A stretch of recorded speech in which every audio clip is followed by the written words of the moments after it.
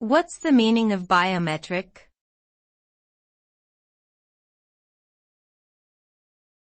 Biometric.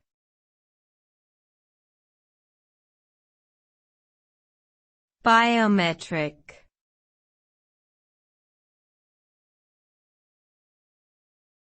Biometric.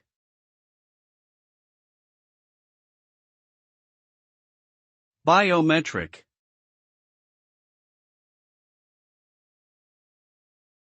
The term biometric refers to the measurement and analysis of biological characteristics or traits, such as fingerprints, facial features, or iris patterns. Biometric data is used to verify and authenticate an individual's identity and is widely used in security systems, border control, and access control applications.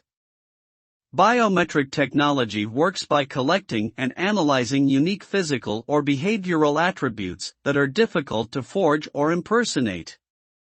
Biometric authentication offers a more secure and convenient way to verify identity compared to traditional password-based authentication.